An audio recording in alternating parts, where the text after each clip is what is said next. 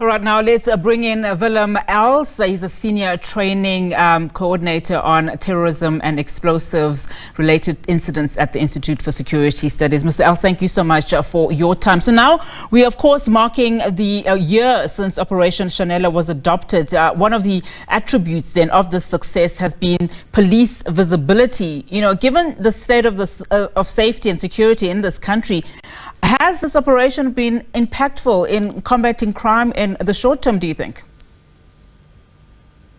Good afternoon to you. Yes, I think we wish to commend the police for this initiative. That is just one of the initiatives or strategies that can be followed when you're trying to bring down your crime levels. We saw that the crime levels in South Africa actually rose, and we see that more should be done in order to curb that crime. But this is a very important step towards getting that. Your challenge that you have at the moment is, we sit and the minister acknowledged that there are almost 5 million case files that have been closed that could not be investigated or that were not investigated over the past few years, especially the past 5 years. And that is your challenge that you have, the lack of capacity and also the lack of expertise within the police that is left in order now to investigate these cases. Because we see the majority of these cases, they mention their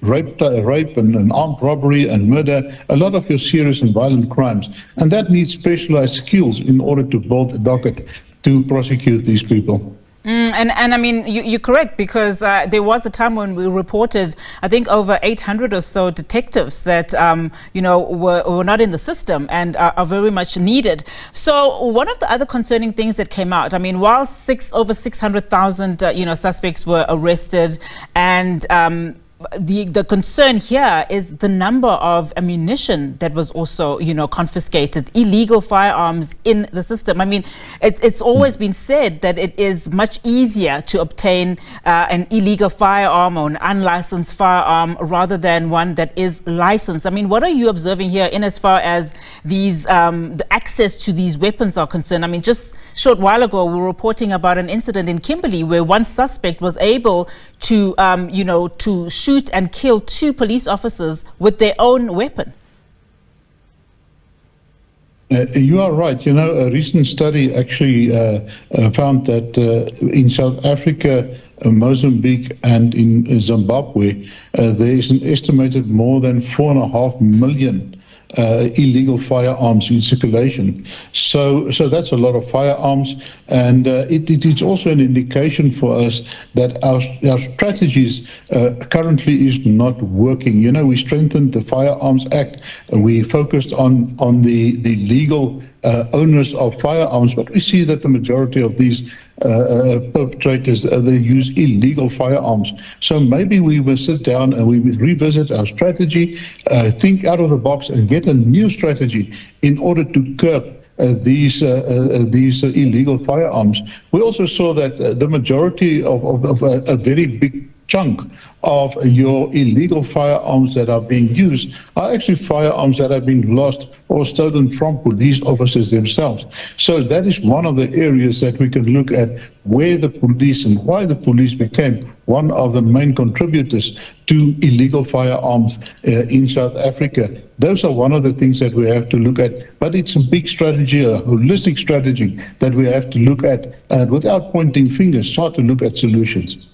And now on that note, of strategies, what are some of the things we can take out in this particular Operation Shanela? We also know, of course, it's not the first time, the police implement such an operation, particularly as, crime continues to haunt communities across the country. I mean, what are the lessons here that would eventually lead to a long-term plan of successes in the criminal space?